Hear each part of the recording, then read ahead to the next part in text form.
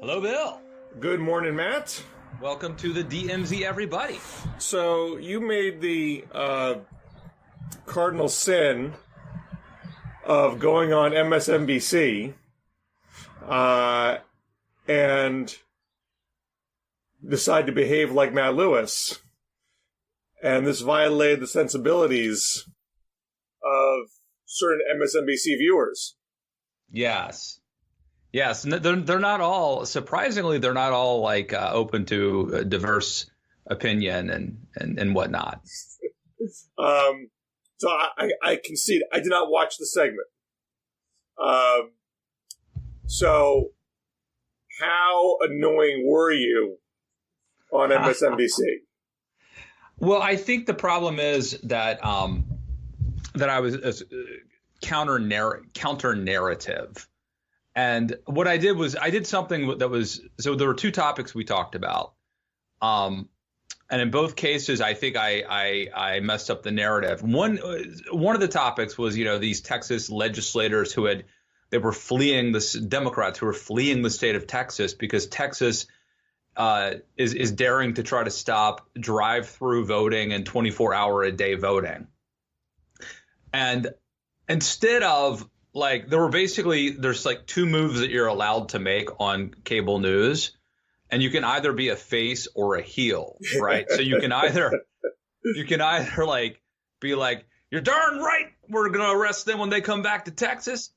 Or you can say like, this is a travesty. This is authoritarianism run amok. What I did was a little different.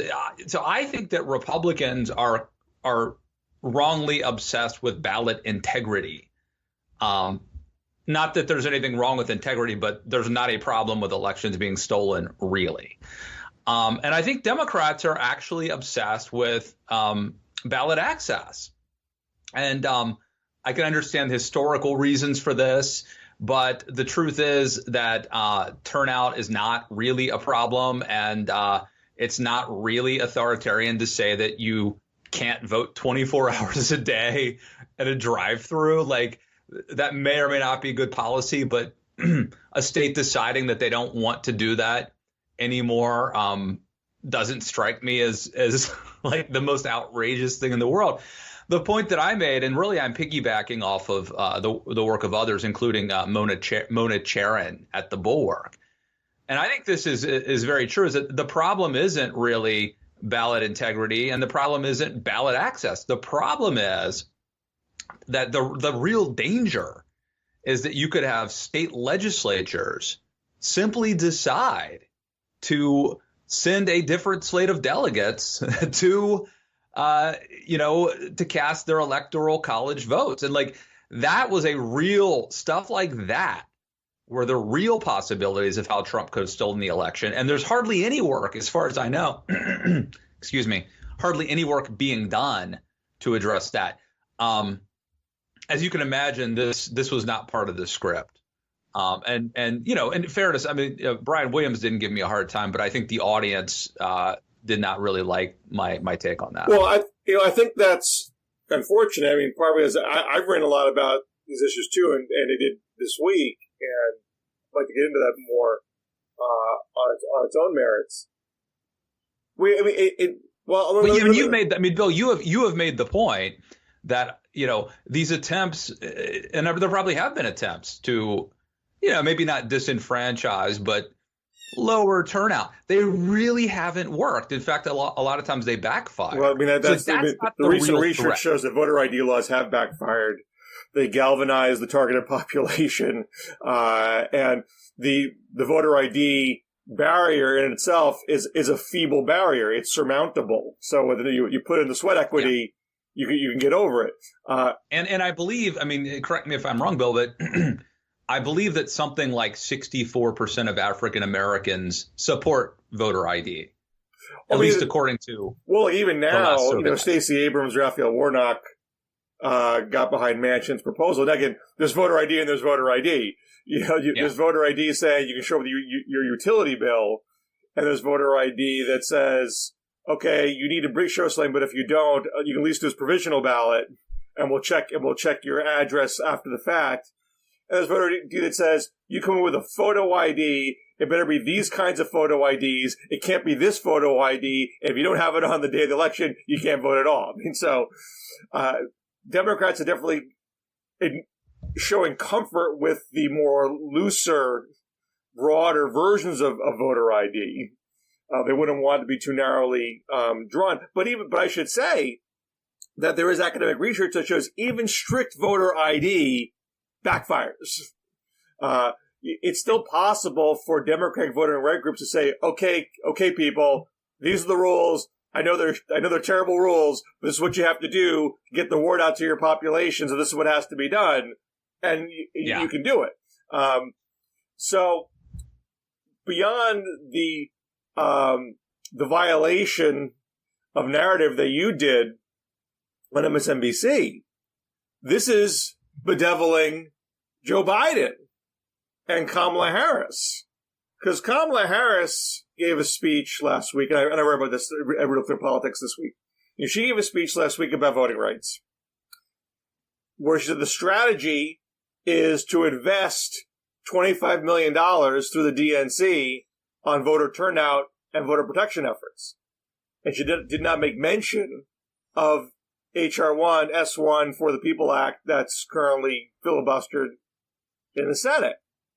And Biden this week gave a big rip-roaring speech about voter suppression, democracy on the line, all that kind of stuff.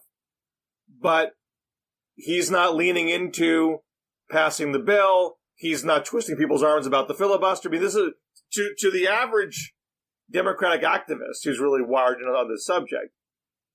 Their narrative is this is an existential threat to democracy, an existential threat to the Democratic Party. We have to pass H.R. 1, and we can't pass H.R. 1 without eliminating the filibuster or doing a carve-up for the filibuster. And if you're not doing these things, you're killing democracy and killing the Democratic Party. Joe Biden, Kamala Harris, Chuck Schumer, basically every Democratic Party leader does not challenge that narrative, yet they are not moving heaven and earth to get rid of the filibuster and pass the bill because, and this is in a Ron Brownstein piece in The Atlantic a couple months ago, he talked to an anonymous white-hat official that says, hey, we can get over these obstacles. We've done it before. We did it in 2018 and 2020.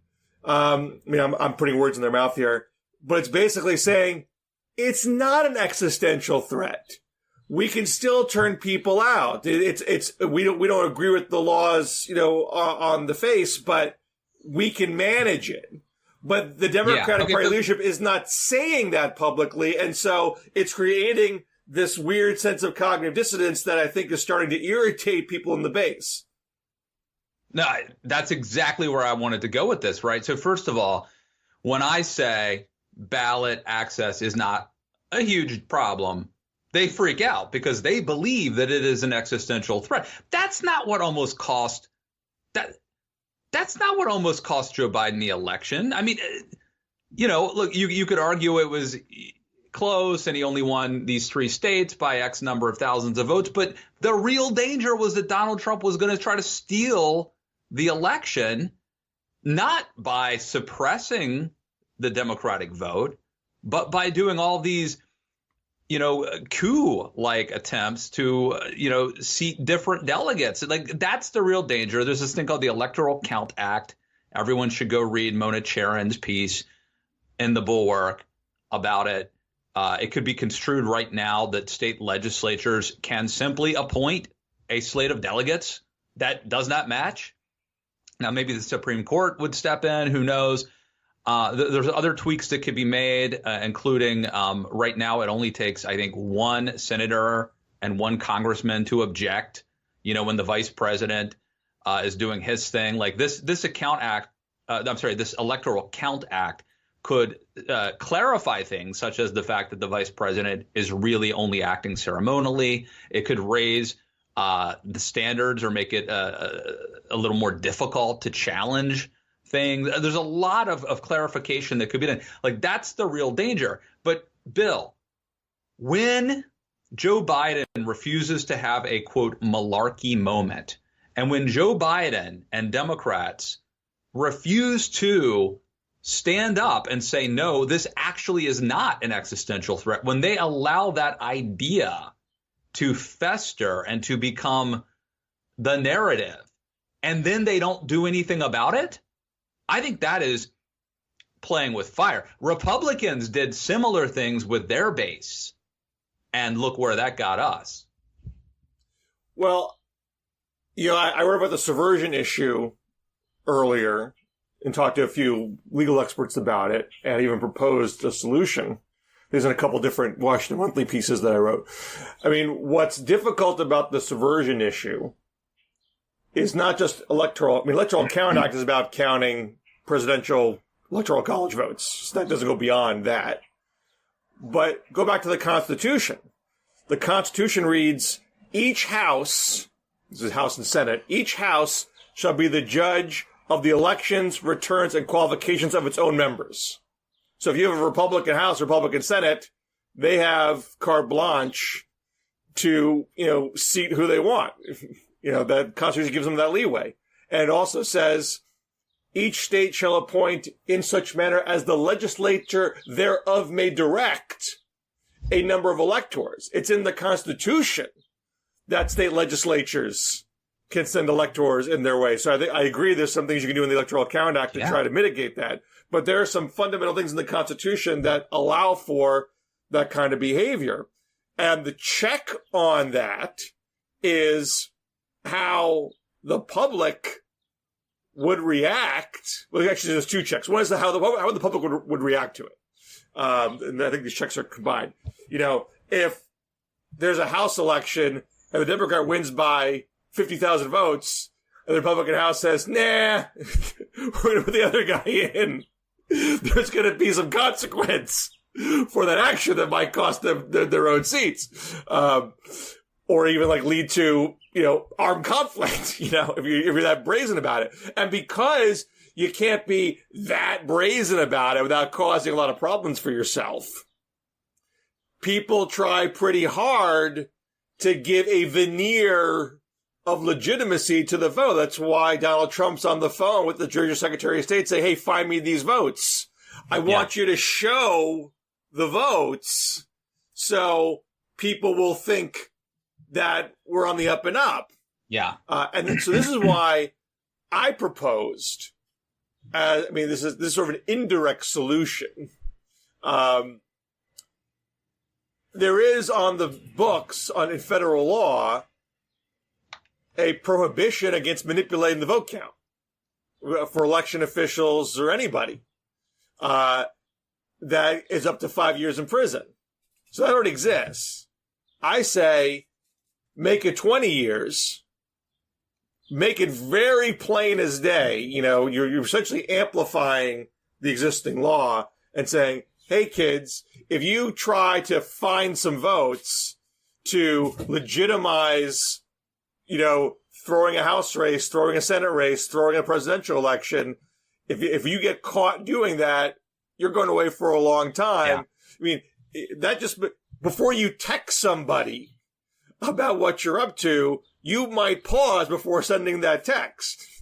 And now, let me just say, so Bill, I think, I guess my point is, look, you could argue that if voter suppression works, then Biden would have won a given state by a smaller margin, which would then make it easier to try to overturn or steal. So you could do a roundabout way to argue that ballot access is the most important thing in the world. But I really believe that fixing these things are much more important if we want to prevent the situation whereby Donald Trump or someone else tries to actually steal an election. Things that you and I are now talking about are more important, and almost nobody, is talking about them. And what Democrats are doing, Democrats are telling us that that really, if you can't vote 24 hours a day in a drive-through, that is the end of democracy and that's authoritarian. And I think that's like, it's the boy who cried wolf. And I just want to come back to where I ended before. Is like, when a political party, and Republicans did this, when the elites and adults in a political party allow false ideas to spread without confronting them, without challenging them, and when the elites and the adults conspire to simply ignore it, let them believe that we're not going to do anything about it, that is a recipe for disaster.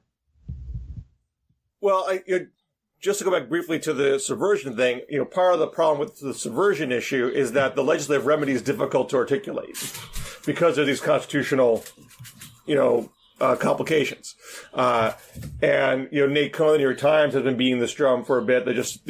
There's almost no think tank papers on the subject. There's no legislative proposals that have been sketched out. Now, Rick Hasson, who's an election law prof, he has a suite of ideas, involving the Electoral Count Act and having mandated paper trails of ballots to try to minimize confusion.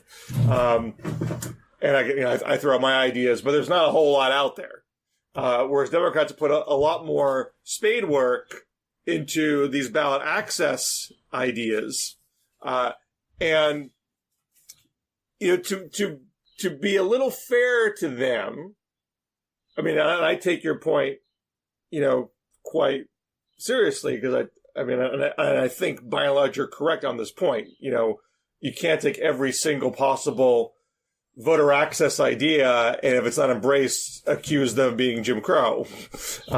We've had many elections that aren't like of maximum access. We don't all have same day registration. I'm not that old, but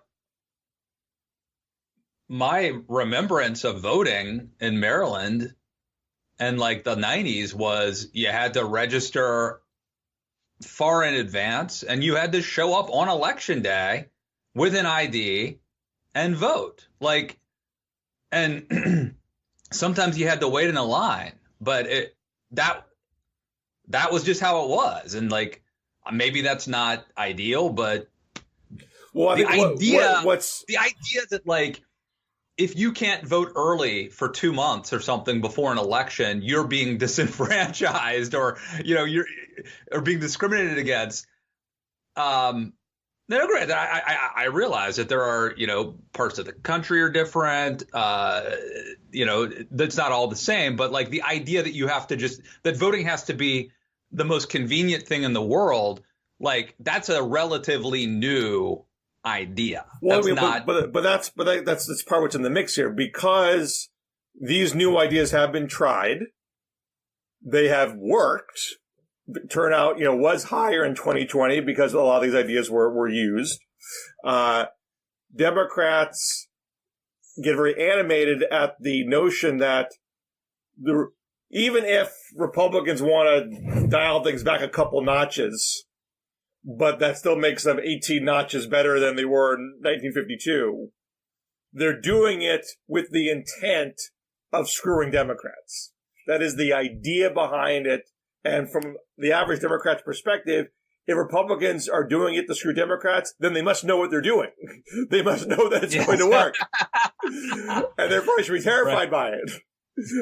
So the subtlety of it, the fact that on its face it doesn't seem like a big deal, is irrelevant. They're up to something. They're up to something no good. I agree. And all I'm saying is, while we are fighting about this, time is ticking. The clock is ticking down, and we're not fixing the real problem.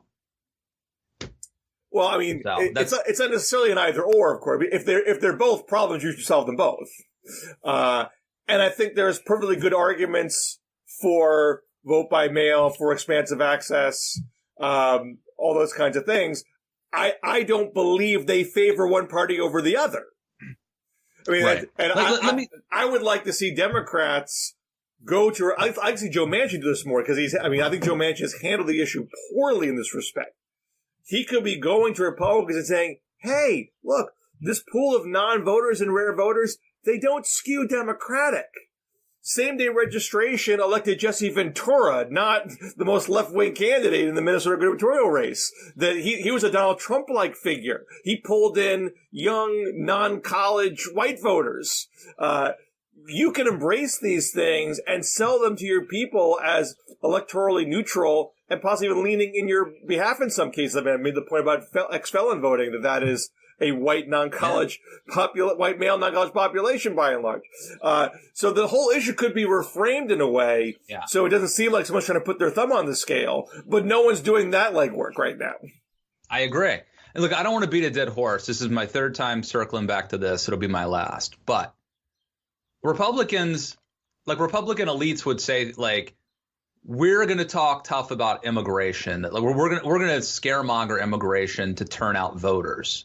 And then they wouldn't build the wall. They wouldn't do anything about it, right? And eventually the base is like, well, then I'll just have to get a new group of a new establishment. They turned on the establishment. And I think Democrats should tread lightly.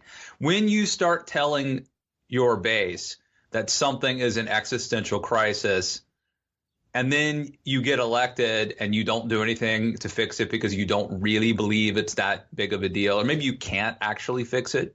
In this case, they can't because Republican state legislatures and governors are that's just how our system works. But whatever the case, you tell them that you're going to fix something, just elect us and we'll fix it. And then you don't, or you can't. And you keep doing it to juice turnout.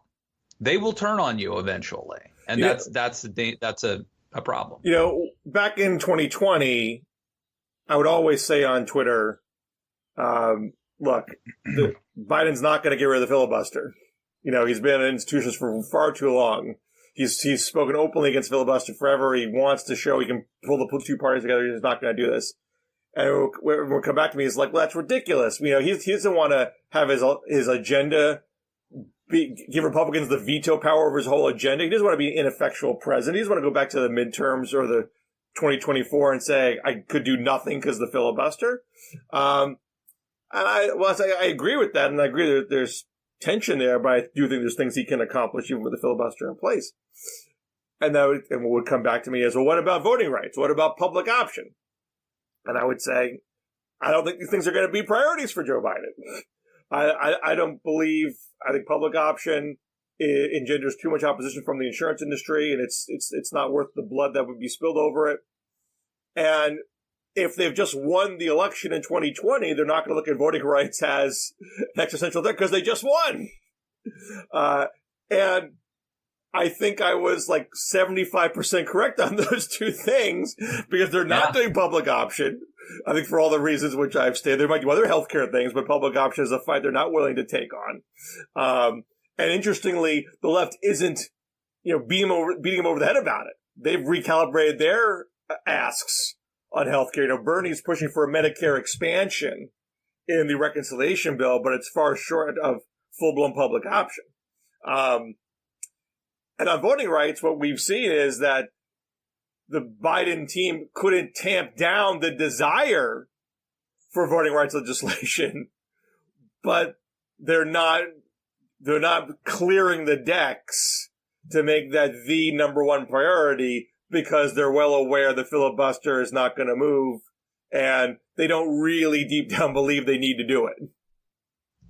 Let me turn to the second thing that I pissed people off with.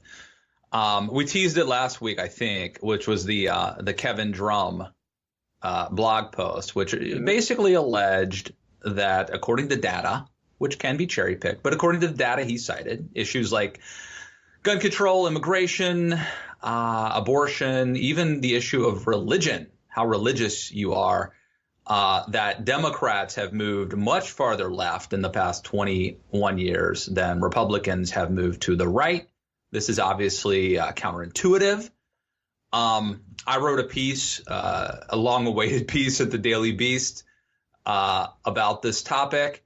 I talked about it a little bit on MSNBC. I do want to just throw out this caveat because I think that people will say, people who read and this happened on Twitter, some of the pushback I got, people will read a 750-word piece where I talk about one of the factors that led to Donald Trump was the left and Republicans feeling under siege. What they miss is this 70,000 word book that I wrote that says that that talks about how Republicans are to blame for creating Trump and explains why conservatism metastasized and the Republican Party gave us Trump. And then there's issues like, I think, Twitter and cable news and talk radio, which are also a part of that, also in my book. I do believe that the left and Democrats and Barack Obama even are a part of the story as to why we ended up with Trump. I do not think that pointing that out is sort of like, why did you make me hit you? you know what I mean? Like, it's just, look, life is complex, and there are a myriad of factors that led to the rise of Trump, many of which are the fault of Republicans, which, again, I documented in an entire book that I wrote, that I spent a couple years writing. But that, nevertheless, I think that Democrats and the left could learn some lessons, both for their own good and for the good of the country. There. Take that, Obama. I think that was a nuanced take, perhaps more nuanced, I think, than Kevin Drumstick that started this whole conversation. I'm nothing if not nuanced. I'm the John Kerry of nuance. Folks should read. There's a piece just today by Thomas Edsall in the Times, which is headlined "Lean into the Culture War," which talks about Drum, and also David Linker's piece of the week, which was along the same lines, and talked to a bunch of political scientists, and aired out all the varying views here. So Jacob Hacker, who's a Yale political scientist, he wrote to Edsall and said, "It's strange credulity to argue that Democrats have been pushing cultural issues more than Republicans. It's mostly Republican elites who have accentuated these issues to attract more and more working class white voters, even as they pursue a plutocratic economic agenda that's unpopular among those voters. Certainly, Biden has not focused much on cultural issues since entering office. His key agenda items are all bread and butter economic policies. Meanwhile, we have Republicans making critical race theory and transgender sports into big political issues, neither of which, so far as I can tell, hardly mattered to voters at all before they were elevated by right-wing media and the GOP." And then Edsall writes, "Hacker provided me with a graphic of ideological trends from 1969 to 2020. That's a broader span than what Drum did in House and Senate voting by party. That clearly shows much more movement to the right among Republicans and movement to the left among Democrats." And then later on in the piece, I was recording a whole bunch of other people. And I think this is in line with what you just said, Matt. I'm skipping over it.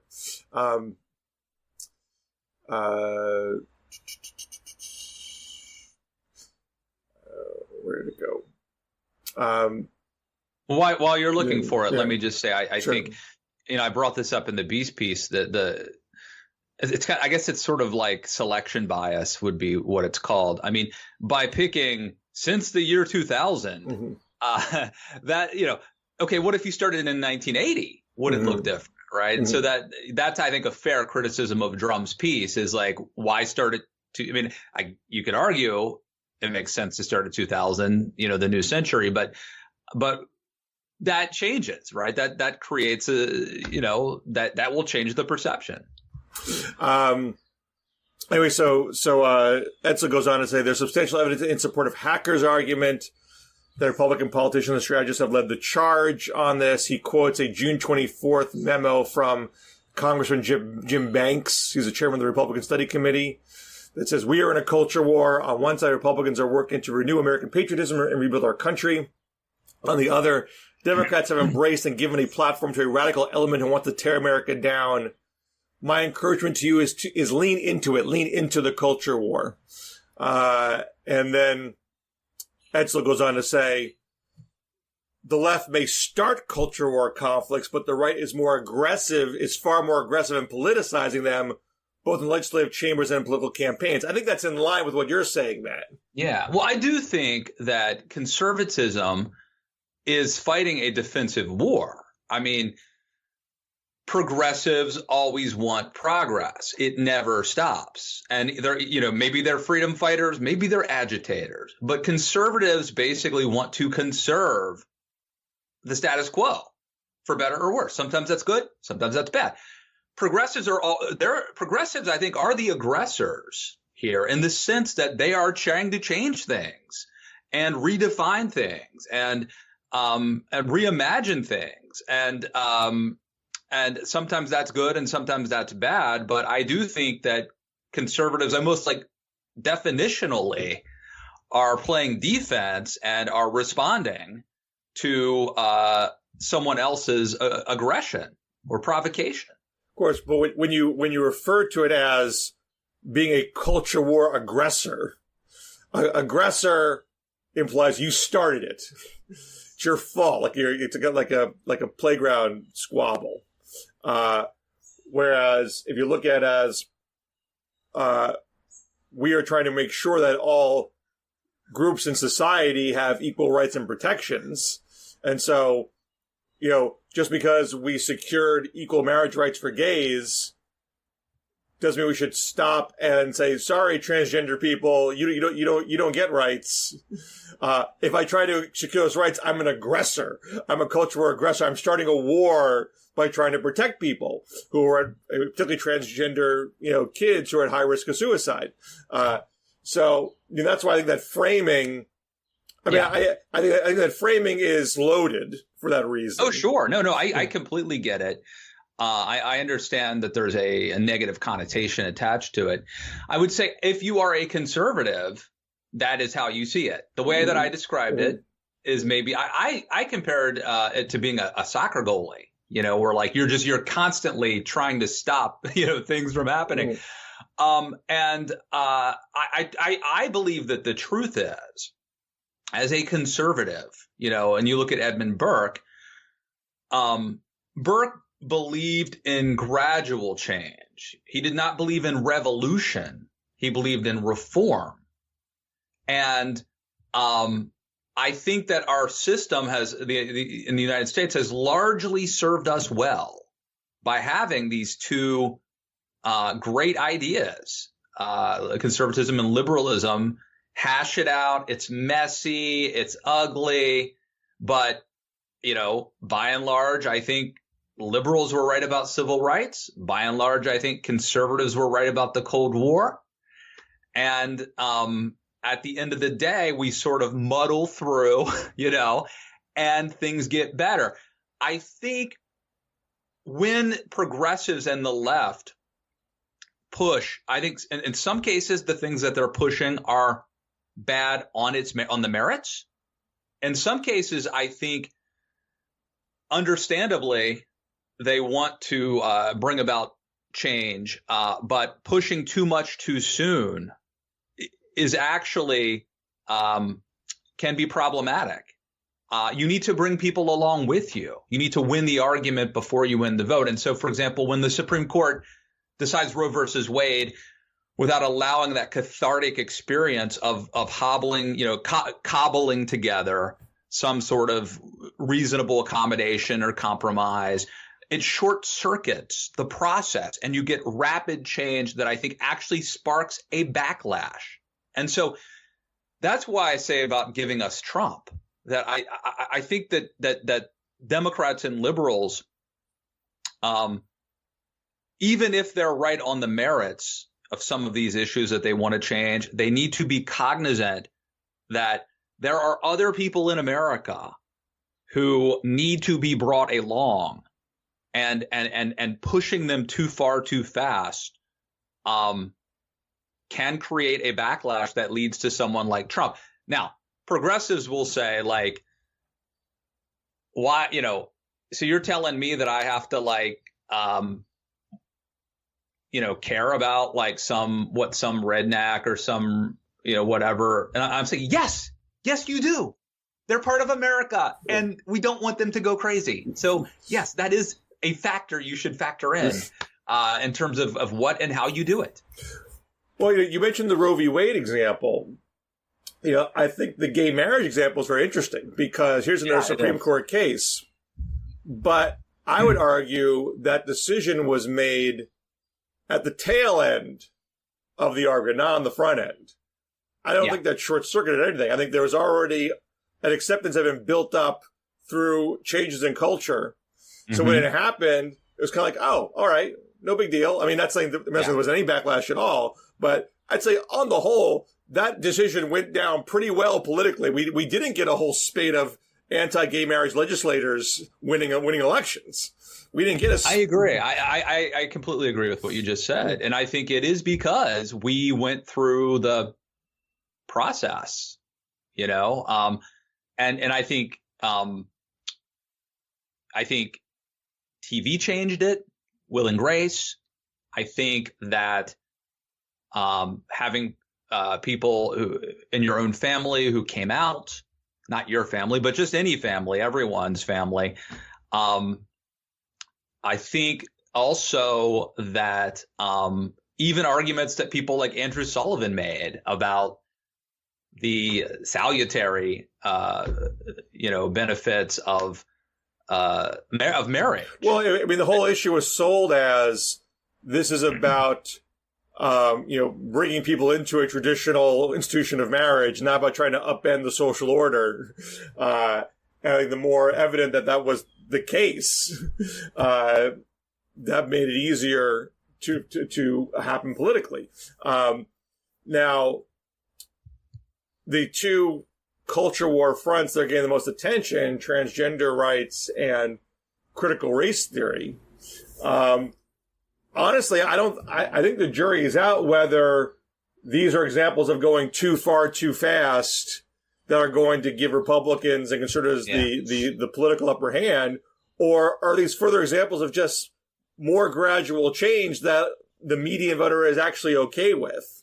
And there could be, I mean, and sometimes both things happen. There could be short-term electoral consequences and a long-term normalization and victory of worldview changes. But let me just say this.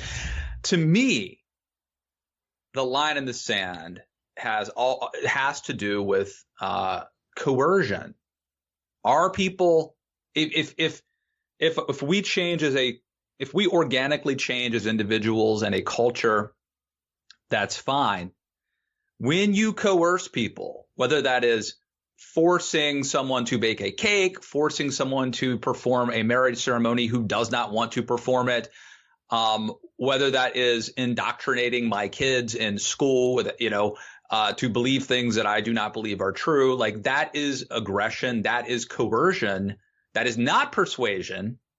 And I think that is a key distinction. And I think that is what is motivating people on the right, the ones who aren't crazy, but legitimate concerns on the right. Well, we managed to dance around the wedding cake baker scenario. You can only do that for so long, Bill.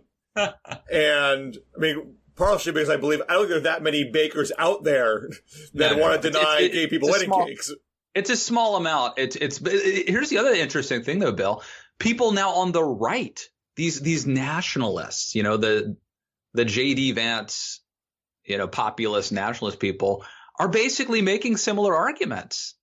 They're saying we, meaning people on the right, should be able to use the force of government to compel other people to do businesses, Twitter, Facebook.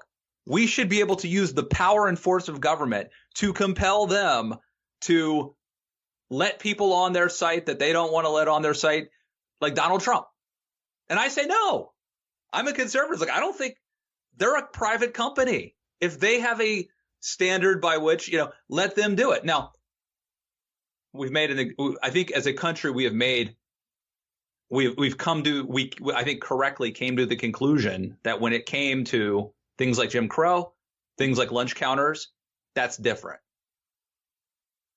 But if Twitter wants to ban Donald Trump, or Facebook, I don't think that we should, as a government, should step in and tell that company what to do. And it's funny how that issue came full circle.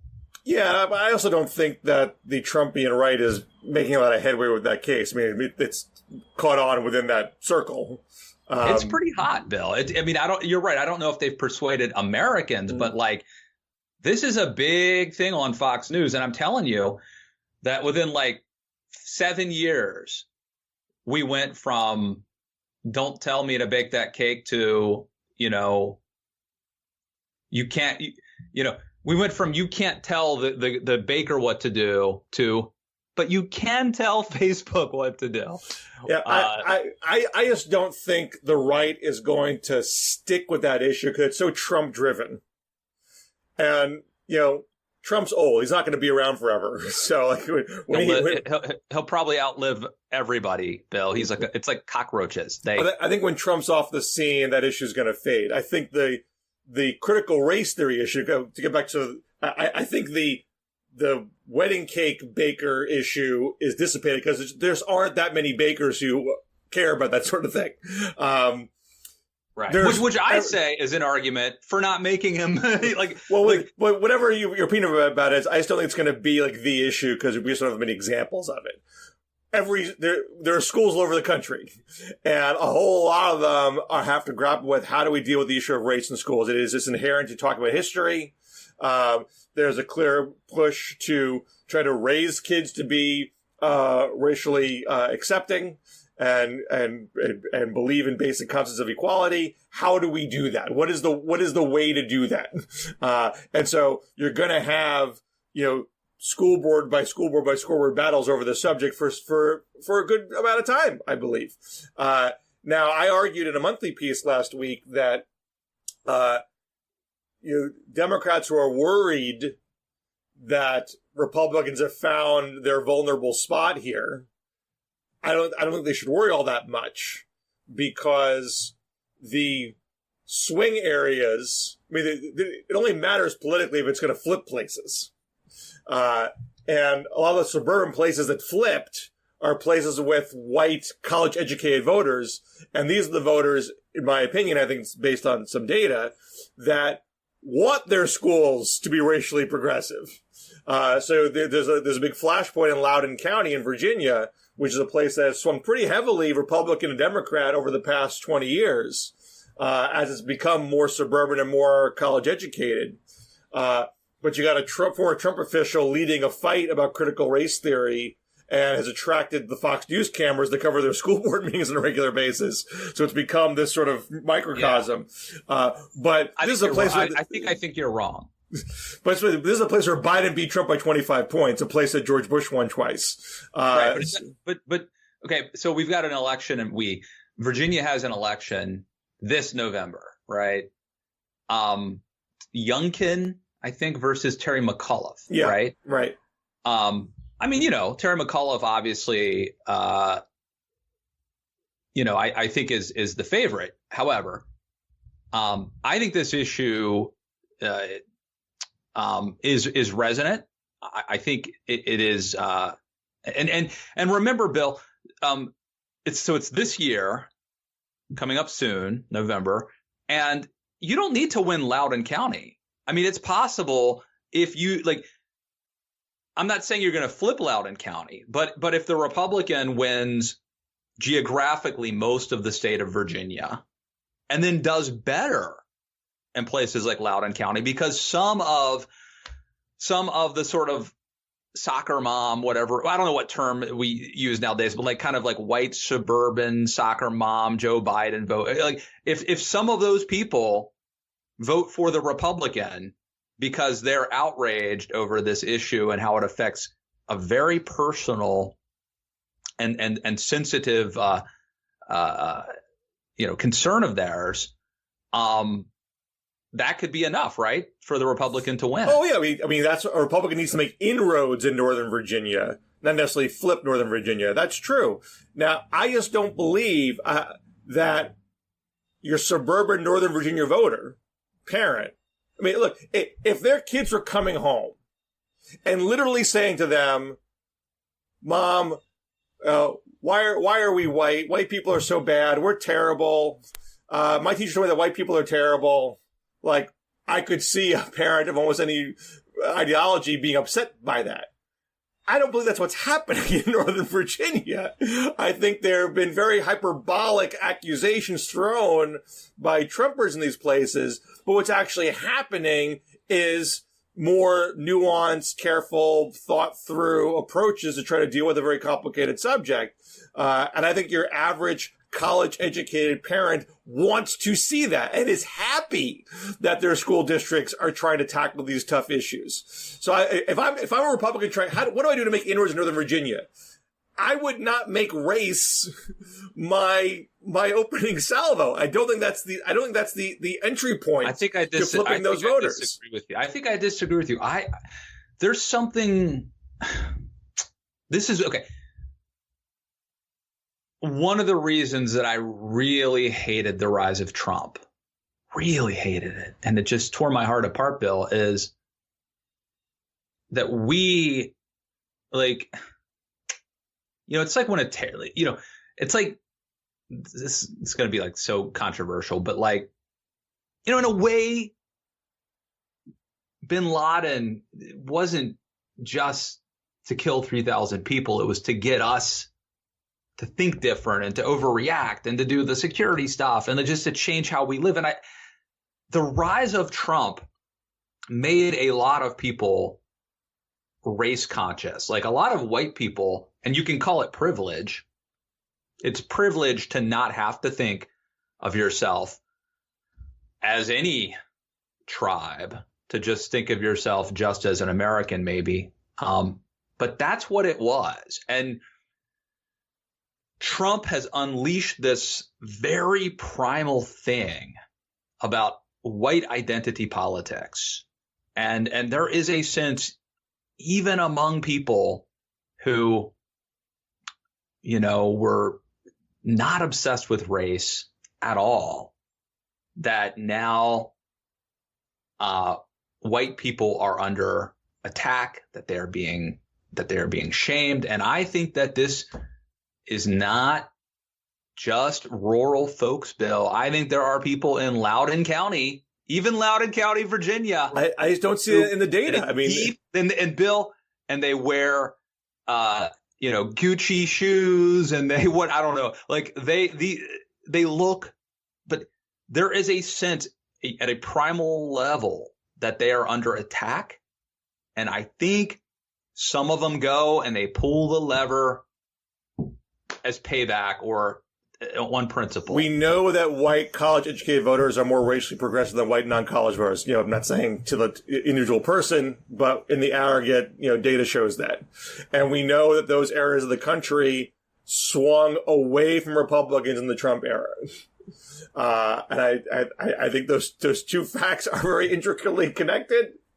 And so I don't think that you win those voters back by being doubly Trumpy on race. Look, here's the deal. If what's being taught is simply that we should all be more tolerant and look, I believe that there is systemic racism. Like, if that's what's being taught in a responsible way, great. I hope they keep doing it.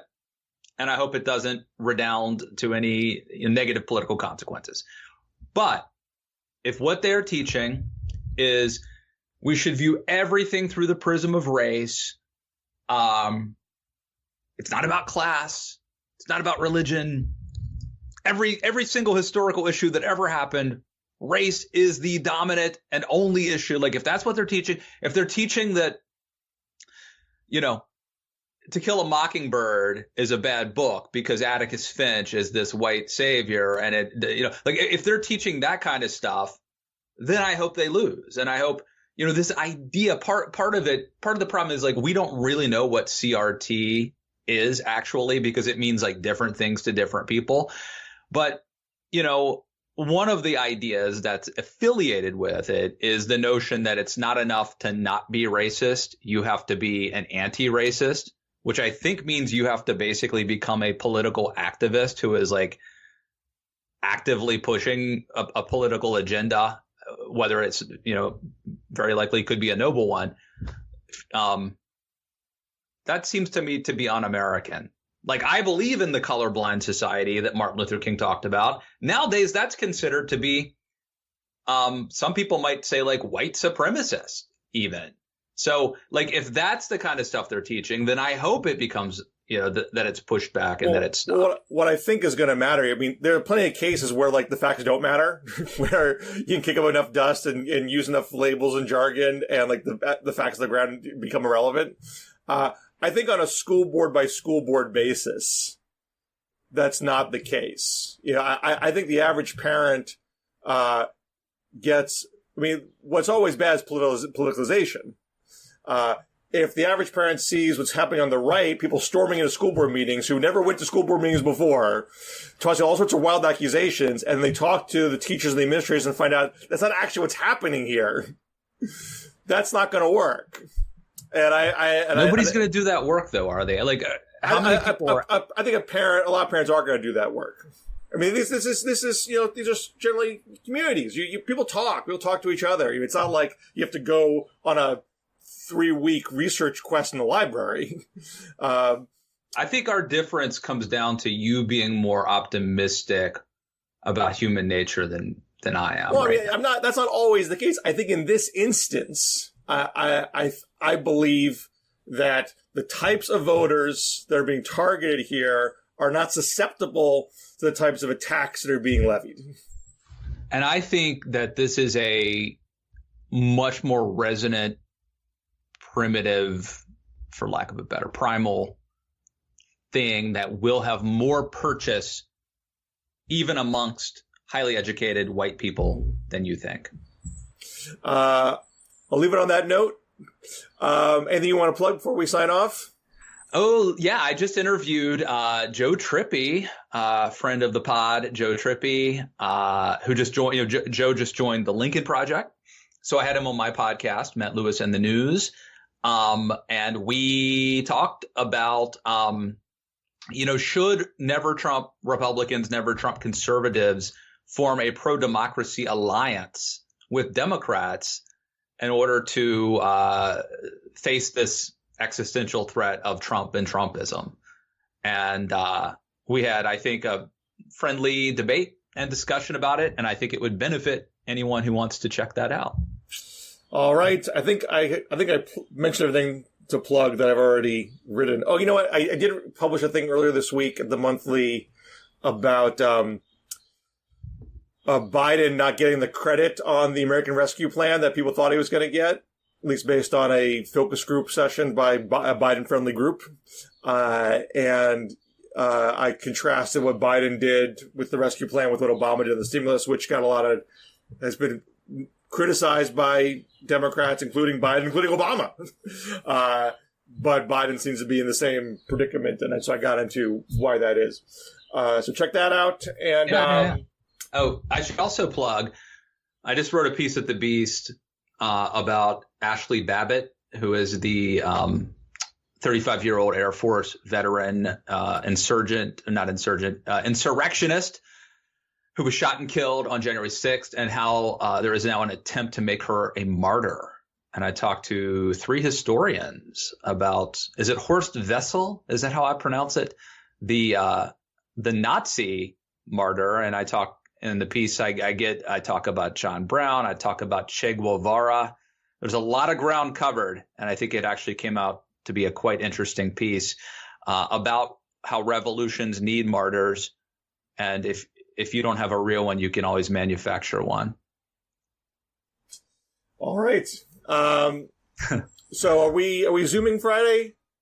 No, I can't do Friday. I'm teaching this class at the Leadership Institute all day. It's an all hands on deck thing for me.